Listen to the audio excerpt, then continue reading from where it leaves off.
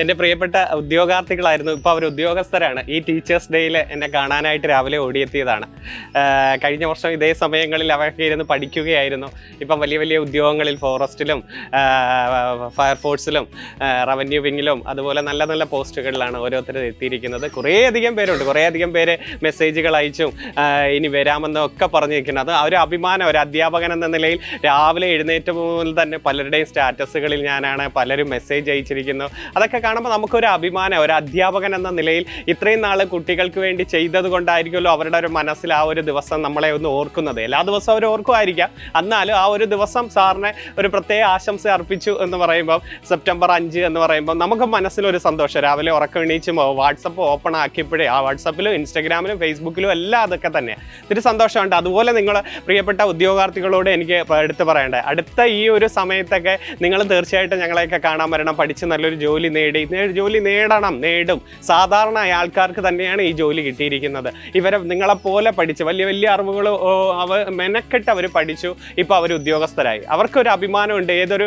നാട്ടിലായാലും അല്ലെങ്കിൽ ഈ കുടുംബത്തിൽ ചെന്നായാലും ഇന്ന ഡിപ്പാർട്ട്മെൻറ്റിലാണെന്ന് അവർ പറയുമ്പോഴും അവരുടെ രക്ഷിതാക്കൾ പറയുമ്പോഴും ഒക്കെ അവർക്കിപ്പോൾ ഒരു അഭിമാനമാണ്. എൻ്റെ മകൻ ഇന്ന ഡിപ്പാർട്ട്മെൻറ്റിലാണ്, എൻ്റെ മകൾ ഇന്ന ഡിപ്പാർട്ട്മെൻറ്റിലാണ് എന്ന് പറയുന്നത് ഒരു അഭിമാനം തന്നെയാണ്. അതുകൊണ്ട് നിങ്ങളോടും എനിക്കെടുത്ത് പറയാനുള്ളത്, വേണമെന്ന് വെച്ചാൽ നടക്കാത്ത ഒരു കാര്യമില്ല. കുറച്ച് കഷ്ടപ്പാടാണ്, ഇറങ്ങിത്തിരിക്കുമ്പോൾ കുറച്ച് കഷ്ടപ്പാട് കാണും. അതിപ്പം കോമ്പറ്റീഷനും കൂടുതലാണെന്നറിയാലോ. പക്ഷേ നിങ്ങൾക്ക് വാശിയുണ്ടെങ്കിൽ നിങ്ങൾക്ക് ആ റാങ്ക് കിട്ടിയിരിക്കും. ചിലപ്പോൾ ആദ്യത്തെ കിട്ടില്ല, രണ്ടാമത്തെ കിട്ടില്ല, കുറച്ച് കിട്ടത്തില്ല. ചിലപ്പോൾ 1, 2, 3 വർഷങ്ങൾ കഴിയും. അതൊന്നും നോക്കരുത്.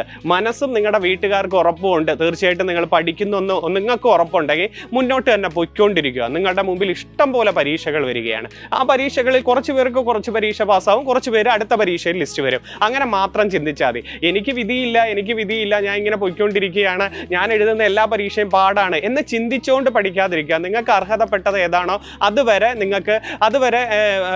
പിടിച്ച് നിന്നേ പറ്റുകയുള്ളൂ. നിങ്ങൾക്ക് അറിയാലോ, പ്രൈവറ്റ് ജോലികളിൽ ചെന്ന് കയറി കഴിയുമ്പോൾ ഓരോരുത്തരുടെ വിഷമങ്ങൾ നമ്മൾ കണ്ടുകൊണ്ടിരിക്കുക. ബുദ്ധിമുട്ടുകൾ, ടാർഗറ്റ് തയ്ക്കൽ, അവർക്ക് പക്ഷെ അവർ തിരിച്ചൊന്ന് ചിന്തിക്കുമ്പോൾ ആ കുറച്ച് നാളും കൂടെ ഞാനിന്ന് പിടിച്ച് നിന്നിരുന്നെങ്കിൽ ഈ ഒരു ജോലി വരുന്ന മുമ്പിലെ പരീക്ഷകൾ ഞാൻ നേടിയോനെ എന്നൊരു തോന്നൽ അവർക്കുണ്ട്. അതുകൊണ്ട് പറയുകയാണ്, കൈവിട്ട് പോകരുത്. ചിലപ്പോൾ നിങ്ങളുടെ മുമ്പിൽ വന്ന ഈ പരീക്ഷകൾ, പ്രതീക്ഷിച്ച പരീക്ഷകളൊന്നും ചിലപ്പോൾ കിട്ടിയെന്ന് വരത്തില്ല. പക്ഷെ അതിന് പകരമായിട്ട് നിങ്ങൾക്ക് വെച്ചിരിക്കുന്നത് മുമ്പിൽ വരുന്ന അടുത്ത പരീക്ഷയായിരിക്കും. അത് കുറേ നാളുകൊണ്ട് നിങ്ങൾ പഠിക്കുന്നുണ്ടല്ലോ, അത് കാത്തിരുന്ന് പഠിക്കുക, മുമ്പിൽ വരുന്ന പരീക്ഷയ്ക്ക് പാസ്സാവുക. ഞാൻ പലതവണ നിങ്ങളോട് പറയാറുണ്ട്.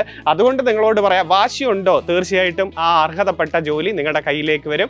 മനസ്സ് മടിക്കാതെ ഓരോ ദിവസവും ഇന്ന് 100 എണ്ണം പഠിച്ചാൽ നാളെ 200 എണ്ണം പഠിക്കണമെന്നൊരു വാശിയിൽ ചാടി എഴുന്നേക്കുക. എനിക്ക് കിട്ടുമെന്ന് ഉറപ്പ് മനസ്സിൽ എന്നും ഉണ്ടായിരിക്കുകയും വേണം. അതാണ് ഏറ്റവും വലിയ കടമ എന്ന് പറയുന്നത്. ഈ പഠന സമയത്ത് കുറച്ച് ബുദ്ധിമുട്ടുക, പിന്നെ നാട്ടുകാരുടെയും വീട്ടുകാരുടെയും ഒക്കെ പല ചോദ്യങ്ങൾക്ക് ഉത്തരം പറയാൻ നിങ്ങൾ വേണം. നിങ്ങൾക്ക് മനസ്സിൽ ഉറപ്പുണ്ടോ, നിങ്ങൾ പഠിച്ചുകൊണ്ടേയിരിക്കുക. മുമ്പിൽ വരുന്ന ജോലി നിങ്ങൾക്ക് കിട്ടും. അടുത്ത അധ്യാപക ദിനത്തിൽ നിങ്ങൾക്ക് നല്ലൊരു സന്തോഷ വാർത്ത തീർച്ചയായിട്ടും കിട്ടും. ഞങ്ങളുടെ പ്രാർത്ഥനയും സപ്പോർട്ടും ഒക്കെ നിങ്ങൾക്ക് തീർച്ചയായിട്ടും ഉണ്ടായിരിക്കും. മുമ്പിൽ കുറേ അധികം നല്ല പരീക്ഷകൾ, സെക്രട്ടേറിയറ്റ് അസിസ്റ്റന്റും എല്ലാ പരീക്ഷ, ലാബ് അസിസ്റ്റന്റും സെക്രട്ടേറിയറ്റ് OAയും കേരള ബാങ്കും എല്ലാം ഇഷ്ടംപോലെ പരീക്ഷകൾ വരികയല്ലേ. അതിൽ നേടണമെന്ന് വെച്ച് വാശിയോടുകൂടി പഠിക്കുക. അടുത്ത അധ്യാപക ദിനത്തിൽ ആ ഒരു സന്തോഷ വാർത്ത എനിക്ക് കേൾക്കണം. ഇതുപോലെ നിങ്ങൾ ഈ വന്ന കുറേ ഉദ്യോഗാർത്ഥികൾ ഇപ്പോൾ ഉദ്യോഗസ്ഥരായി വന്ന കണക്ക് നിങ്ങളും അടുത്ത നിമിഷത്തിൽ, അടുത്ത വർഷത്തിൽ നിങ്ങൾ തീർച്ചയായിട്ടും എന്നെ കാണാനൊക്കെ വരിക മാത്രമല്ല വന്നിരിക്കണം എന്നൊരു വാശിയിൽ പഠിക്കുക. അപ്പോൾ ആദ്യമേ തന്നെ എൻ്റെ പ്രിയപ്പെട്ട അധ്യാപകർക്ക്, എന്നെ പഠിപ്പിച്ച് നല്ലൊരു ജോലിയിൽ കയറ്റി അന്ന് മുതൽ ഇന്ന് വരെ കാര്യങ്ങളെല്ലാം പറഞ്ഞു തന്ന എൻ്റെ ഗുരുസ്ഥാനീയരായ എൻ്റെ എല്ലാ അധ്യാപകർക്കും അധ്യാപക ദിന ആശംസകൾ നേരുകയാണ്. കൂടാതെ എൻട്രിയിൽ എൻ്റെ കൂടെ വർക്ക് ചെയ്യുന്ന അധ്യാപകർക്കും മറ്റ് എല്ലാ അധ്യാപകരും, നമ്മുടെ കേരളത്തിലുള്ള നല്ല PSC അധ്യാപകർക്കെല്ലാം അധ്യാപക ദിന ആശംസകൾ നേരുന്നു. കൂടാതെ ഇപ്പോൾ അധ്യാപകരൊക്കെ ആകാൻ വേണ്ടി പഠിച്ചുകൊണ്ടിരിക്കുന്ന കുറേ ഉദ്യോഗാർത്ഥികളുണ്ട്. അവർക്ക് തീർച്ചയായിട്ടും കിട്ടിയിരിക്കും. നിങ്ങൾ പ്രയത്നിക്കുക, മുമ്പിലുള്ള പരീക്ഷകൾ ലക്ഷ്യമാക്കി പഠിക്കുക. അധ്യാപകൻ എന്ന ആ ഒരു സ്വപ്നം കണ്ട് നിങ്ങൾ മുന്നോട്ട് പോവുക.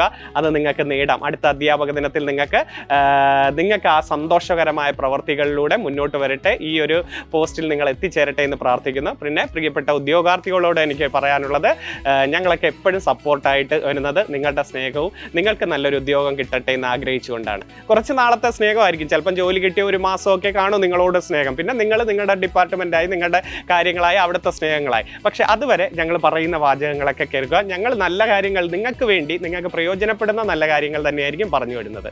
അത് നിങ്ങളുടെ ഉയരങ്ങളിലെത്താൻ വേണ്ടിയായിരിക്കും. ഒത്തിരി സന്തോഷത്തോടെ എല്ലാവർക്കും എൻ്റെ അധ്യാപക ദിന ആശംസകൾ.